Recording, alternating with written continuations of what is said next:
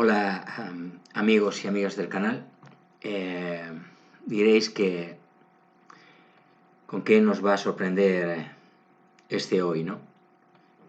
Bueno, pues hoy vamos a dar inicio, me ha apetecido muchísimo, francamente, a ese rinconcito del canal, un rinconcito muy especial, que vamos a dedicar a las obras maestras de la literatura universal.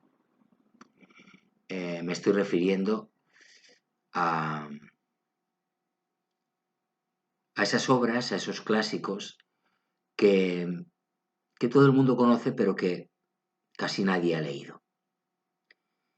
Bueno, este canal y yo mismo eh, nos hemos propuesto acercaros estas obras maestras a todos vosotros, ¿no? Y como ya os comenté en el vídeo de presentación, bueno, soy un actor dramático frustrado, nunca es tarde, ya sabéis aquello de la bicicleta de Tolstoy, pero como ya creo que no estudiaré en la RESAT, la escuela de arte dramático, la Real Escuela Superior de Arte Dramático, pues bueno, intentaré dar salida o dar cauce a esta vocación frustrada mía a través de ciertos ejercicios interpretativos que me permitirán a mí disfrutar activamente de la lectura de obras que unas conozco bien y otras tengo que conocerlas junto a vosotros. Entonces pondré voz a estas obras y lo intentaré hacer con la mayor dignidad posible. Bueno, vamos a ver si después de este ejercicio eh, al final me convenzo de que pude estar en la RESAT, pero no estuve porque no era mi momento y dediqué mi vida a otras cosas, ¿no? No digo que estas otras cosas fueran menos importantes, pero francamente me habría encantado. Me habría encantado pasar por esta escuela de arte dramático, de la que tan bien y tanto me han hablado algunas personas que sí pasaron por ella y a las que envidio. No sé si sanamente, si os soy sincero. Bueno, ¿por dónde empezamos? ¿Por dónde empezamos si se trata de acercaros las obras maestras de la literatura universal? Bueno, la literatura es lenguaje escrito, ¿no? Entonces,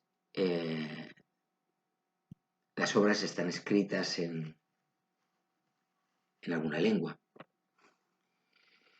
Pues, ¿por qué no empezar por la nuestra, no? Por el castellano. Y si empezamos por el castellano, es inevitable pensar en el Quijote, en esa obra que para muchos es la mejor novela nunca escrita en cualquier idioma. Desde luego parece que hay consenso en cuanto a que es la mejor novela escrita en lengua castellana. Bueno, como bien sabéis, el Quijote consta de dos partes que se publican con más de 10 años.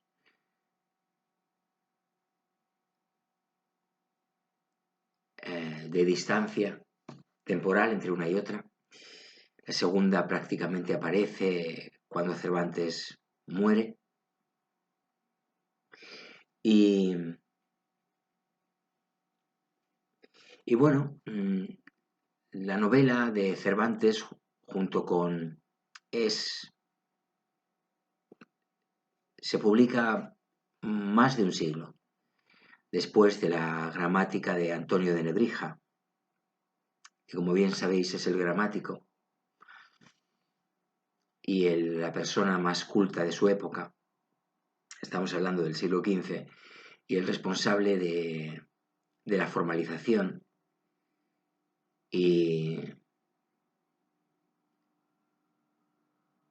de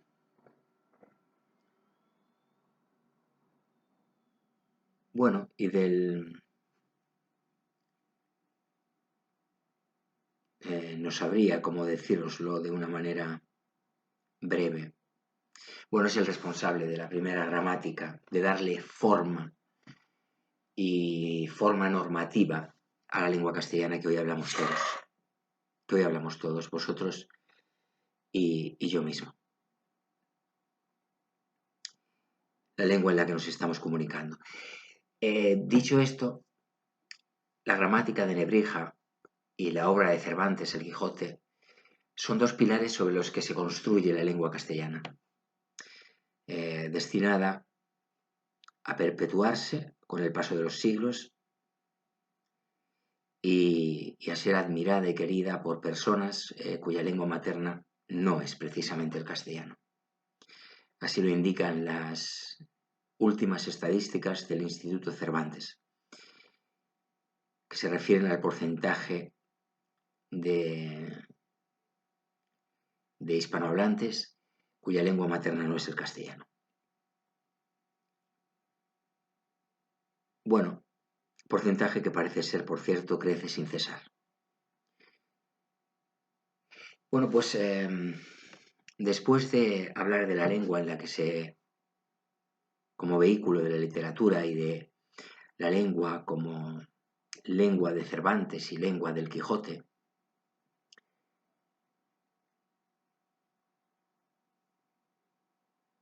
y permitidme que lo haga así, porque quiero subrayar lo que puede uno disfrutar leyendo el Quijote, al disfrutar, al descubrir de ese castellano vetusto, arcaico, que se ve en las páginas de la novela, y que a mí, llamadme romántico si queréis, me encanta, me fascina. Es un castellano que ya no se habla, que ya no existe, pero que es un ancestro, y un ancestro honorable, del castellano actual. Dicho esto, si me parece conveniente, haceros una glosa, recordaros la información o hacer una pequeña reseña de la novela de Cervantes.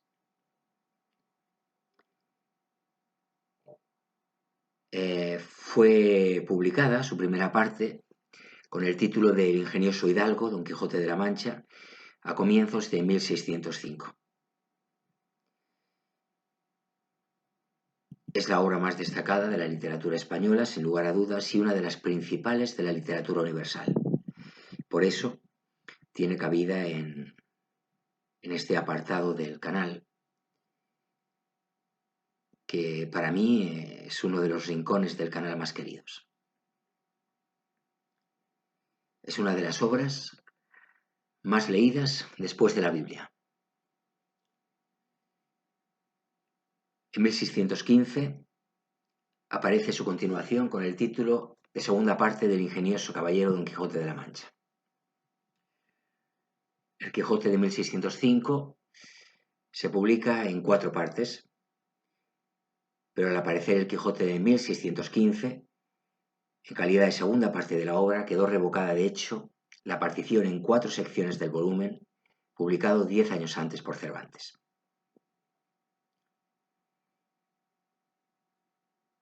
es, según la crítica, la primera obra genuinamente desmitificadora de la tradición caballeresca y cortés por su tratamiento burlesco, que es lo que la hace tan divertida, por cierto.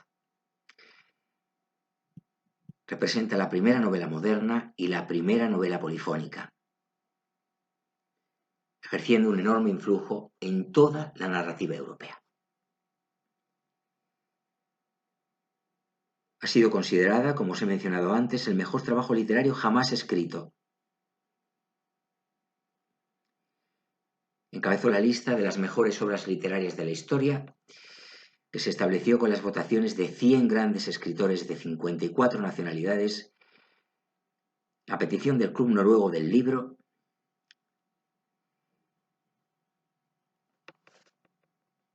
y Blockhaven World Library en 2002. Fue la única excepción en el estricto orden alfabético que se había dispuesto, lo cual nos habla de la relevancia y la excepcionalidad que para estos grandes escritores que hicieron este trabajo, una labor sin duda subjetiva, pero que está respaldada por su trayectoria literaria, pues eso, esta excepcionalidad habla de cómo es visto cómo es vista la obra de Cervantes por incluso las personas que hacen de la literatura su modo de vida.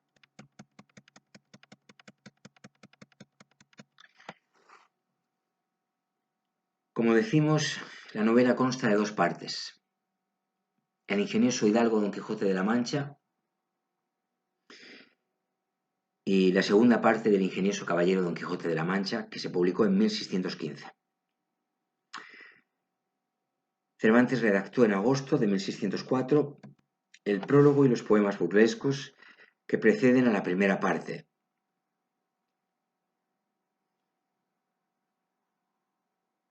En esa fecha ya debía haber presentado el original para su aprobación al Consejo Real,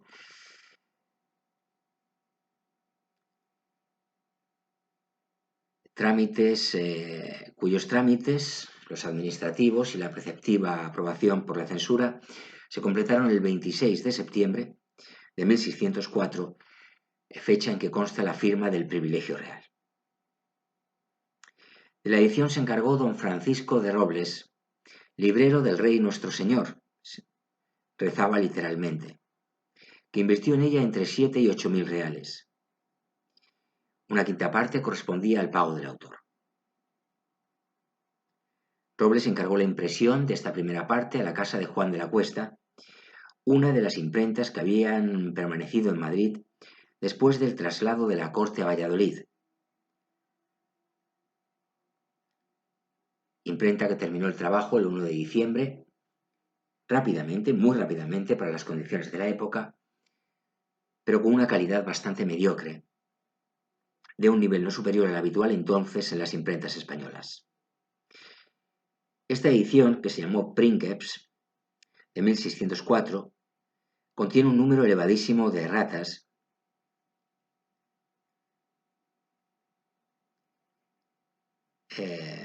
lo cual ratifica lo que acabamos de decir. Los primeros ejemplares debieron enviarse a Valladolid, donde se expedía la tasa obligatoria que debía insertarse en los pliegos de cada ejemplar y que se fechó a 20 de diciembre, por lo que la novela debió estar disponible en la entonces capital la última semana del mes, mientras que en Madrid probablemente se tuvo que esperar a comienzos del año 1605.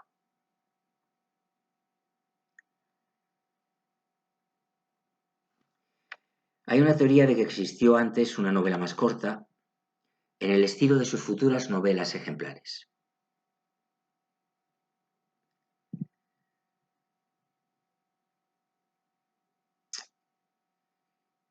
Nosotros, sin embargo, no vamos a entrar sobre el particular porque supondría extender excesivamente este vídeo. Sin embargo, parece ser que tal hipótesis ha sido desmentida por Francisco Rico, una autoridad en la materia.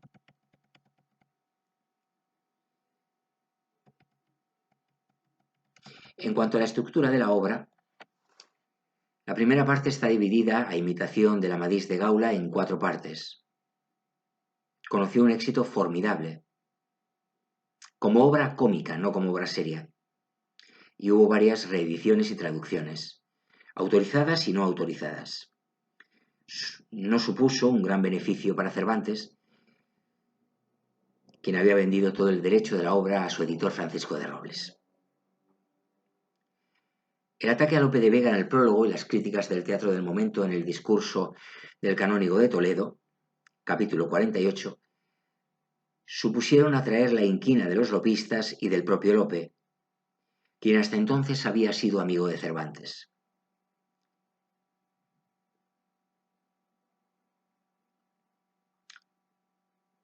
En 1615 se publicó la continuación auténtica de la historia de Don Quijote, la de Cervantes,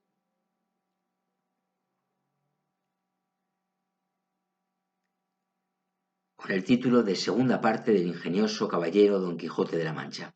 Y digo que se publicó la continuación auténtica porque hubo una edición apócrifa, una segunda parte apócrifa de la obra bajo el nombre autoral, inventado o real, de Alonso Fernández de Avellaneda.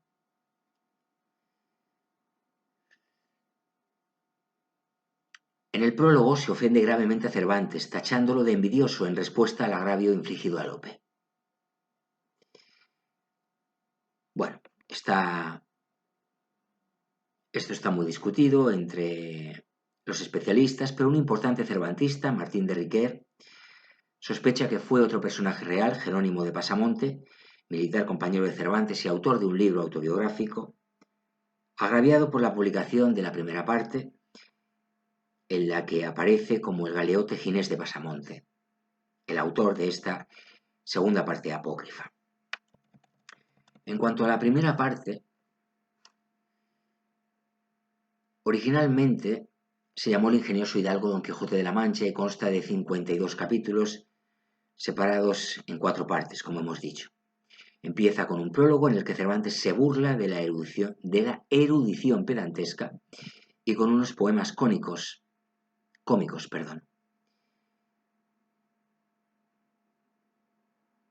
lo cual justificó diciendo que no encontró a nadie que quisiera alabar una obra tan extravagante como esta, como sabemos por una carta de Lope de Vega.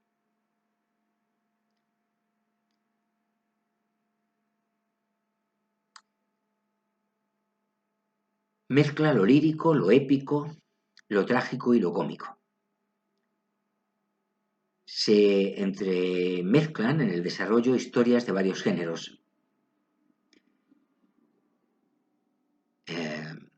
Por ejemplo, Grisóstomo y la pastora Marcela, la novela del curioso impertinente, la historia del cautivo, el discurso sobre las armas y las letras, el de la Edad de Oro, la primera salida de Don Quijote solo y la segunda con su inseparable escudero Sancho Panza.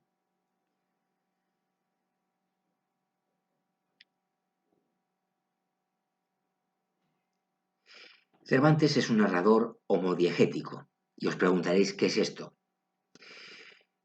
Interviene a la par como narrador y personaje.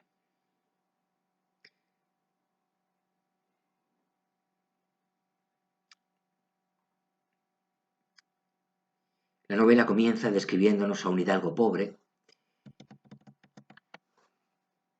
cuyo exacto nombre solo se revelará al final de la obra, Alonso Quijano, oriundo de un lugar indeterminado de la Mancha, quien enloquece leyendo libros de caballerías y se cree un caballero andante medieval.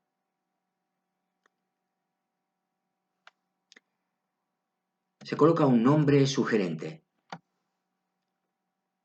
Bautiza a su caballo como Rocinante, reconstruye las armas de sus bisabuelos y elige a la dama de quien estar enamorado.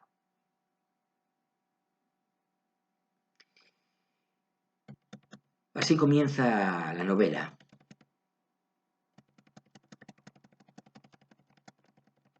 Y de eso justamente nos daremos cuenta cuando ya de inmediato comencemos con la interpretación de estas primeras líneas de la obra de Cervantes.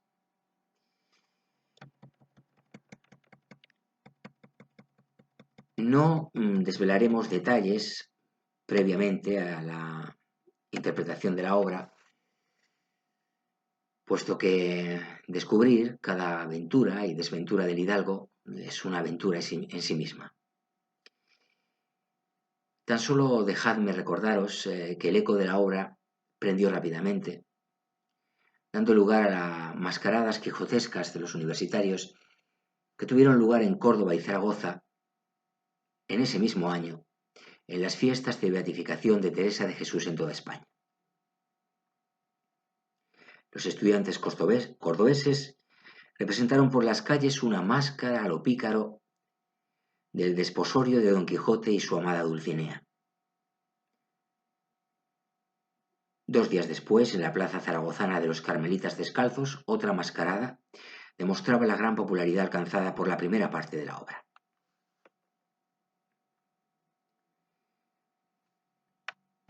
Hablaremos de la segunda parte cuando iniciemos su lectura, o por mejor decir, su interpretación.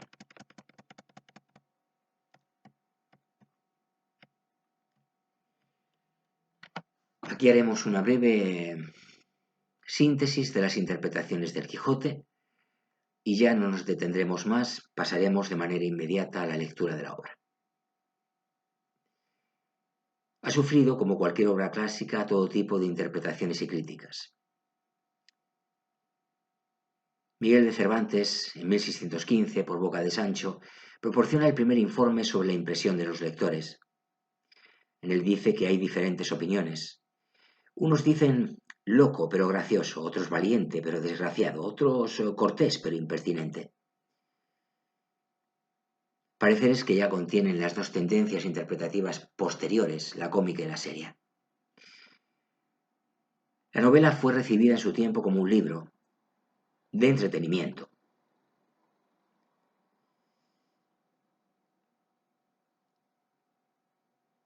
Toda Europa leyó Don Quijote como una sátira. Los ingleses desde 1612 en la traducción de Thomas Shelton.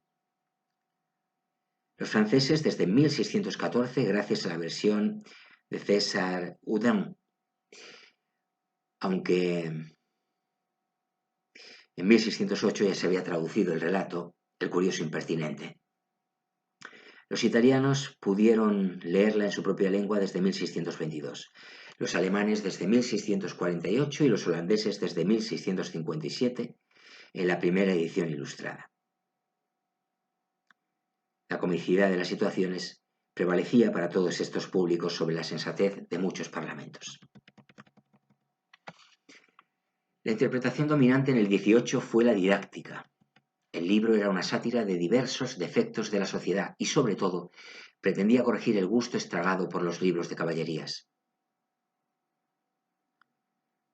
La Ilustración se empeñó en realizar las primeras ediciones críticas de la obra, la más sobresaliente de las cuales no fue precisamente obra de españoles, sino de ingleses, la magnífica de John Bowl.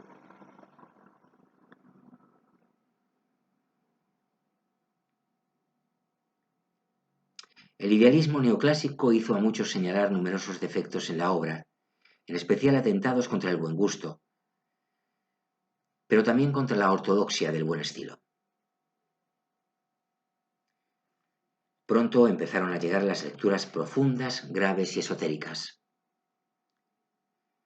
Una de las más interesantes y aún poco estudiada es la que afirma, por ejemplo, que el Quijote es una parodia de la autobiografía escrita por San Ignacio de Loyola, que circulaba manuscrita y que los jesuitas intentaron ocultar.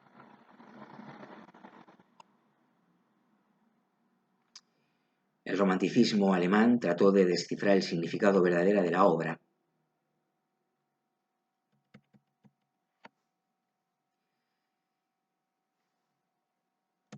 El romanticismo inició la interpretación figurada o simbólica de la novela y pasó a un segundo plano la lectura satírica. Durante el siglo XIX, el personaje cervantino se convirtió en un símbolo de la bondad, del sacrificio solidario y del entusiasmo. Representa la figura del emprendedor que abre caminos nuevos. El siglo romántico no solo estableció la interpretación grave de Don Quijote, sino que lo empujó al ámbito de la ideología política.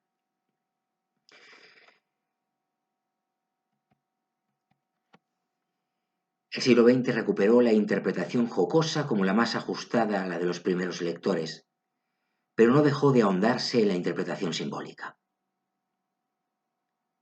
Quizá el principal problema consista en que el Quijote no es uno, sino dos libros difíciles de reducir a una unidad de sentido.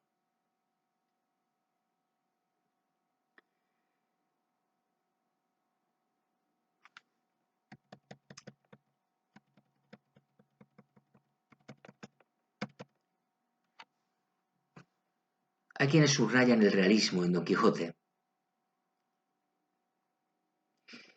Los críticos hablan de que la primera parte supone un avance considerable en el arte de narrar.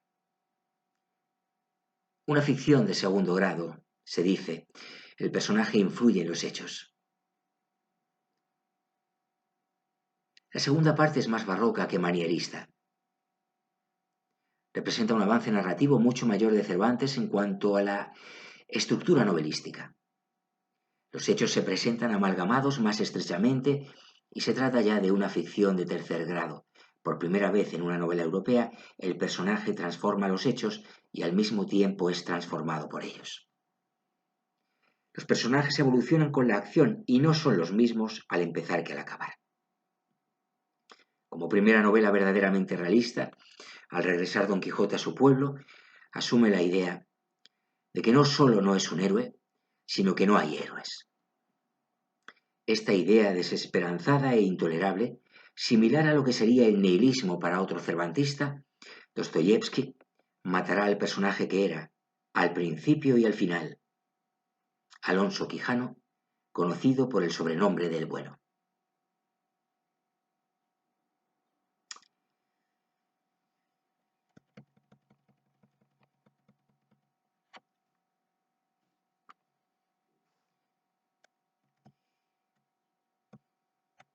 Bueno, pues me parece que os he entresacado de una serie de reseñas lo que he considerado más importante para que pongáis en situación y en contexto, en diversos contextos, a la obra cervantina.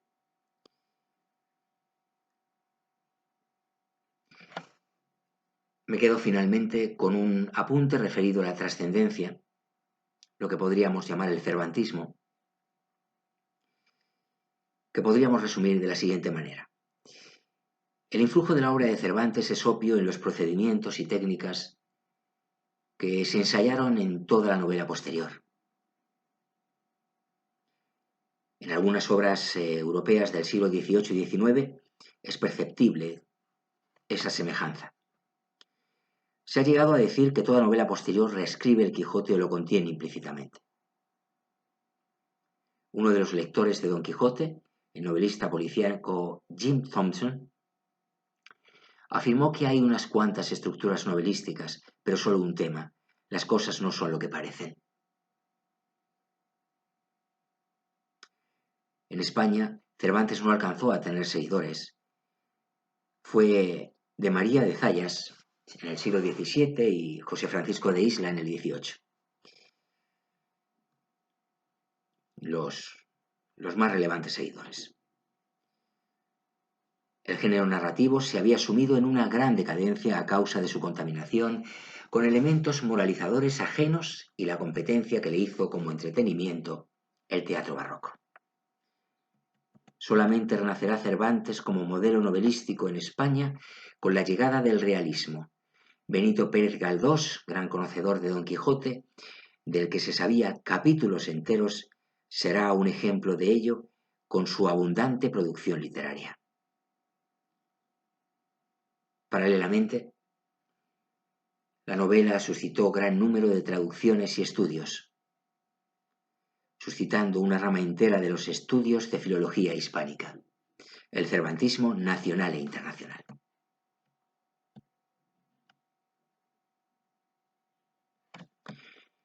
Situaremos a Don Quijote o intentaremos ubicar, haremos un ejercicio sobre cuál es ese lugar de la Mancha. En realidad esas primeras obras son desocupado lector. Las primeras palabras del Quijote, quiero decir. Es la interpelación con que comienza el prólogo antes de los poemas preliminares. En 2004, un equipo multidisciplinario de académicos en la Universidad Complutense de Madrid, desobedeciendo la propia indicación cervantina de dejarse en el tintero el nombre del ficticio lugar de Alonso Quijano, hicieron una investigación para deducir el sitio exacto de la Mancha. Utilizaron no más que las distancias a varios pueblos y lugares descritas por Cervantes en su novela, que tomaron la forma de días y noches viajadas en caballo por Don Quijote. Suponiendo que el lugar está en la comarca de Campo de Montiel y que la velocidad de Rocinante Rucio está comprendida entre los 30 y 35 kilómetros por jornada, llegaron a la conclusión de que la población de origen de Don Quijote era Villanueva de los Infantes. Sin embargo, Villanueva de los Infantes era una villa, no un lugar. La denominación topográfica que se encuentra entre aldea y villa. Así que bien podría ser Miguel Esteban o cualquier otro lugar próximo al Toboso, o más exactamente ninguno o todos ellos, porque se trata de un lugar ficticio, que es lo que modestamente creo yo.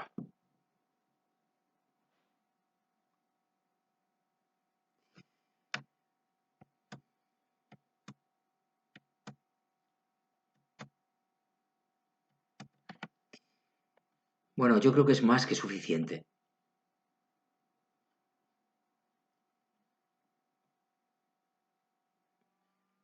Que es más que suficiente con lo expuesto hasta ahora para que entendamos un poco más, me parece a mí, antes de iniciar su lectura, la obra de Cervantes, la novela de El ingenioso Hidalgo.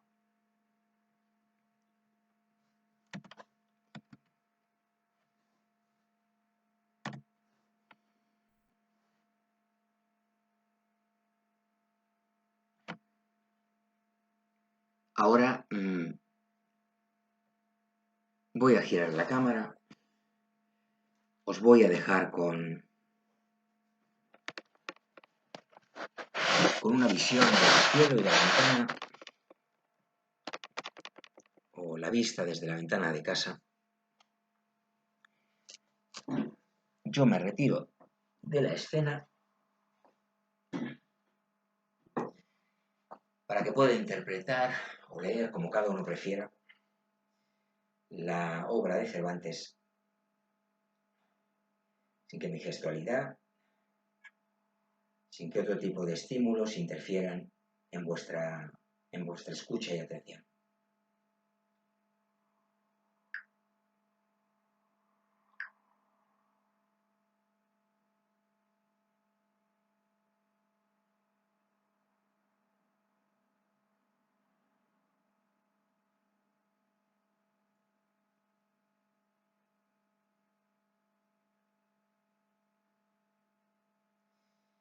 Si me dais un segundo, de inmediato comienzo la lectura de la obra.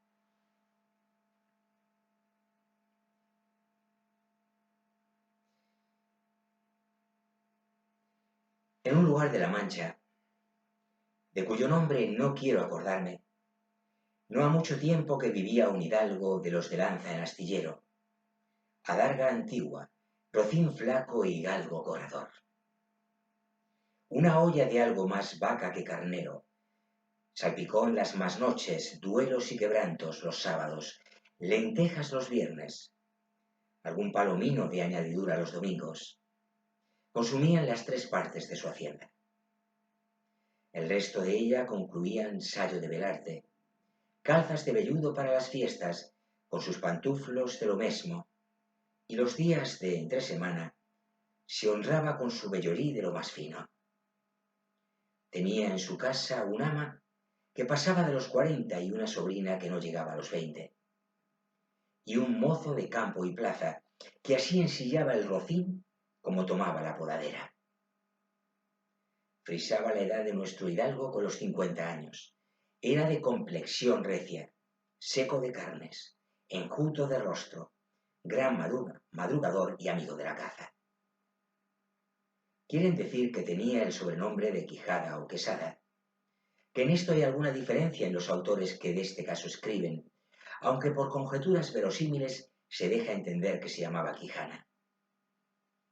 Pero esto importa poco a nuestro cuento. Basta que en la narración de él no se salga a un punto de la verdad. Es pues de saber que este sobredicho hidalgo, los ratos que estaba ocioso, que eran los más del año, se daba a leer libros de caballerías, con tanta afición y gusto que olvidó casi de todo punto el ejercicio de la caza y aun la administración de su hacienda. Y llegó a tanto su curiosidad y desatino en esto que vendió muchas hanegas de tierra de sembradura para comprar libros de caballerías en que leer, y así llevó a su casa todos cuantos pudo haber de ellos. Y de todos, ninguno le parecían tan bien como los que compuso el famoso Feliciano de Silva, porque la claridad de su prosa y aquellas intrincadas razones suyas le parecían de perlas, y más cuando llegaba a leer aquellos requiebros y cartas de desafíos, donde en muchas partes hallaba escrito: la razón de la sinrazón que a mi razón se hace, de tal manera mi razón enflaquece, que con razón me quejo de la vuestra fermosura. Y también cuando leía: los altos cielos que de vuestra divinidad divinamente con las estrellas os fortifican, y os hacen merecedora del merecimiento que merece la vuestra grandeza. Con estas razones perdía el pobre caballero el juicio, y desvelábase por entenderlas y desentrañarles el sentido, que no se lo sacara ni las entendiera el mesmo Aristóteles, si resucitara para solo ello. No estaba muy bien con las heridas de don Belianís, daba y recibía, porque se imaginaba que por grandes maestros que le hubiesen curado, no dejaría de tener el rostro y todo el cuerpo lleno de cicatrices y señales.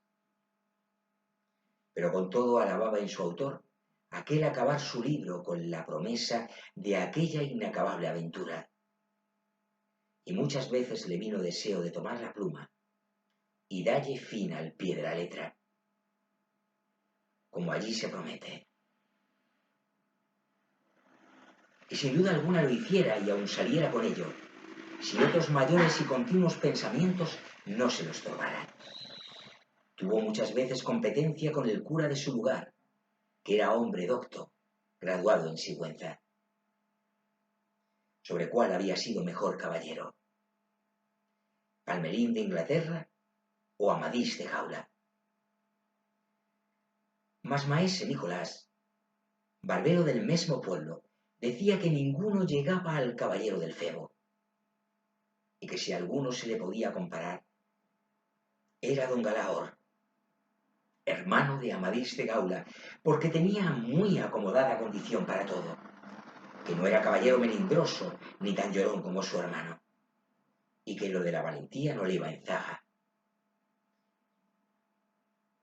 En resolución, él se enfrascó tanto en su lectura, que se le pasaban las noches leyendo de claro en claro, y los días de turbio en turbio, y así, del poco dormir y del mucho leer, se le secó el cerebro de manera que vino a perder el juicio.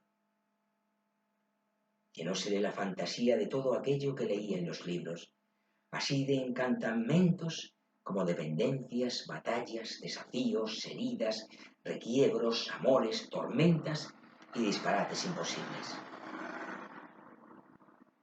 Y asentósele de tal modo en la imaginación que era verdad toda aquella máquina de aquellas sonadas invenciones que leía, que para él no había otra historia más cierta en el mundo.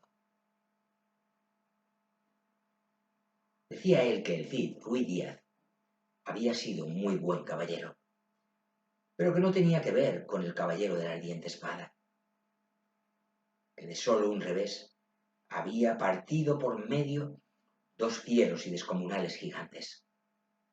Mejor estaba con Bernardo del Carpio, porque en Roncesvalles había muerto a Roldán el Encantado, valiéndose de la industria de Hércules, cuando ahogó a Anteo, el hijo de la tierra, entre los brazos.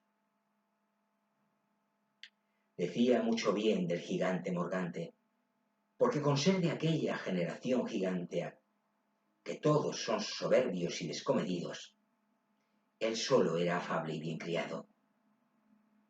Pero sobre todos estaba bien con Reinaldos de Montalbán, y más cuando le veía salir de su castillo y robar cuantos topaba, y cuando en Allende robó a aquel ídolo de Mahoma que era todo de oro, según dice su historia. Y era él, por dar una mano de coces al traidor de Galalón, al ama que tenía y aun a su sobrina de añadidura. En efecto, rematado ya su juicio, vino a dar en el más extraño pensamiento que jamás dio luego en el mundo, y fue que le pareció convenible y necesario, así para el aumento de su honra como para el servicio de su república, hacerse caballero andante y irse por todo el mundo con sus armas y caballo a buscar las aventuras y a ejercitarse en todo aquello que él había leído que los caballeros andantes se ejercitaban, deshaciendo todo género de agravio y poniéndose en ocasiones y peligros donde acabándolos cobrase eterno nombre y fama. Imaginábase el pobre ya coronado por el valor de su brazo, por lo menos del imperio de Trapisonda, y así, con estos tan agradables pensamientos, llevado del extraño gusto que en ellos sentía, se dio priesa a poner en efecto lo que deseaba. Y lo primero que hizo fue limpiar unas armas que habían sido de sus bisabuelos, que tomadas de orín y llenas de moho, luengos siglos había que estaban puestas y olvidadas en un rincón. Limpiólas y aderezólas lo mejor que pudo. Pero vio que tenían una gran falta, y era que no tenían celada de encaje, sino morrión simple. Mas a esto suplió su industria, porque de cartones hizo un modo de media celada, que encajada con el morrión, hacían una apariencia de celada entera. Es verdad que para probar si era fuerte y podía estar al riesgo de una cuchillada, sacó su espada y le dio 2 golpes, y con el primero y en un punto deshizo lo que había hecho en una semana, y no dejó de parecerle mal la facilidad con que la había hecho pedazos. Por asegurarse de este peligro, la tornó a hacer de nuevo, poniéndole unas barras de hierro por de dentro, de tal manera que él quedó satisfecho de su fortaleza, y sin querer hacer nueva experiencia de ella, la diputó y tuvo por celada finísima de encaje. Fue luego a ver su rocín, y aunque tenía más cuartos que un real y más tachas que el caballo de Gonela, que tantum pelis et tosa fuit, le pareció que ni el bucéfalo de Alejandro ni Babieca el del Cid con él se igualaban. 4 días se le pasaron en imaginar qué nombre le pondría, porque según se decía él a sí mismo, no era razón que caballo de caballero tan famoso y tan bueno él por sí estuviese sin nombre conocido, y ansí procuraba acomodársele de manera que declarase quién había sido antes que fuese el caballero andante y lo que era entonces, pues estaba muy puesto en razón que mudando su señor estado, mudase él también su nombre, y le cobrase famoso y destruendo, como convenía a la nueva orden y al nuevo ejercicio que ya profesaba. Y así, después de muchos nombres que formó, borró y quitó, añadió, deshizo y tornó a hacer en su memoria e imaginación, al fin le vino a llamar Rocinante, nombre a su parecer alto, sonoro y significativo de lo que había sido cuando fue Rocín, antes de lo que ahora era, que era antes y primero de todos los rocines del mundo. Puesto nombre y tan a su gusto a su caballo, quiso ponérsele a sí mismo, y en este pensamiento duró otros 8 días. Y al cabo se vino a llamar Don Quijote, de donde, como queda dicho, tomaron ocasión los autores de esta tan verdadera historia, que sin duda se debía de llamar Quijada, y no Quesada, como otros quisieron decir. Pero acordándose que el valeroso Amadís no sólo se había contentado con llamarse Amadís a secas, sino que añadió el nombre de su reino y patria, por hacerla famosa, y se llamó Amadís de Gaula, así quiso, como buen caballero, añadir al suyo el nombre de la suya y llamarse Don Quijote de la Mancha, con que a su parecer declaraba muy al vivo su linaje y patria, y la honraba con tomar el sobrenombre de ella. Limpias pues sus armas, hecho del morrión celada, puesto nombre a su rocín, y confirmándose a sí mismo, se dio a entender que no le faltaba otra cosa sino buscar una dama de quien enamorarse, porque el caballero andante sin amores era árbol sin hojas y sin fruto, y cuerpo sin alma. Decíase él: si yo, por malos de mis pecados o por mi buena suerte, me encuentro por ahí con algún gigante, como de ordinario les acontece a los caballeros andantes, y le derribo de un encuentro, o le parto por mitad del cuerpo, o finalmente le venzo y le rindo, ¿no será bien tener a quien enviarle presentado, y que entre y se hinque de rodillas ante mi dulce señora, y diga con voz humilde y rendida: yo, señora, soy el gigante Caraculiambro, señor de la ínsula Malindrania, a quien venció en singular batalla el jamás como se debe alabado caballero Don Quijote de la Mancha, el cual me mandó que me presentase ante vuestra merced, para que la vuestra grandeza disponga de mí a su talante. Oh, cómo se holgó nuestro buen caballero cuando hubo hecho este discurso, y más cuando halló a quien dar nombre de su dama. Y fue, a lo que se cree, que en un lugar cerca del suyo había una moza labradora de muy buen parecer, de quien él un tiempo anduvo enamorado, aunque, según se entiende, ella jamás lo supo ni se dio cata de ello. Llamábase Aldonza Lorenzo, y a ésta le pareció ser bien darle título de señora de sus pensamientos. Buscándole nombre que no desdijese mucho del suyo, y que tirase y se encaminase al de princesa y gran señora, vino a llamarla Dulcinea del Toboso, porque era natural del Toboso, nombre a su parecer músico y peregrino y significativo, como todos los demás que a él y a sus cosas había puesto.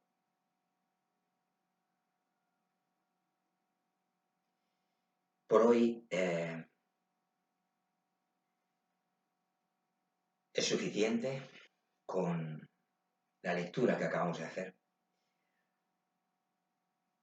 Tenéis que saber que hemos leído el capítulo primero de la primera parte del ingenioso hidalgo Don Quijote de la Mancha, siendo el título del capítulo primero que trata de la condición y ejercicio del famoso hidalgo Don Quijote de la Mancha. Y ahora, con vuestro permiso, vuelvo para despedirme de vosotros. Vuelvo a sentarme frente a la pantalla y bueno, me despido de vosotros diciéndoos que espero de verdad que hayáis disfrutado tanto como yo, por lo menos tanto como yo, de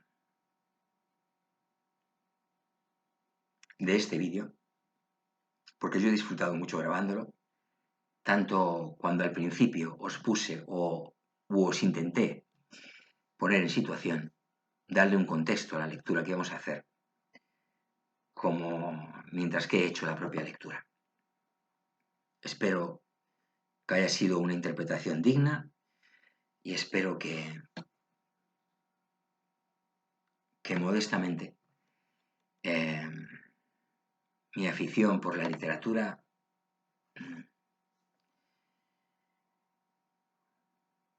os llegue a imbuir de alguna manera el amor por la misma, ¿no? Yo creo que el que ama la literatura, el que ama el arte en general, eh, ama la vida y eso es algo deseable para ser feliz. Bueno, amigos y amigas de mi amigo Freud, por hoy lo dejo aquí. Un saludo afectuoso y que paséis un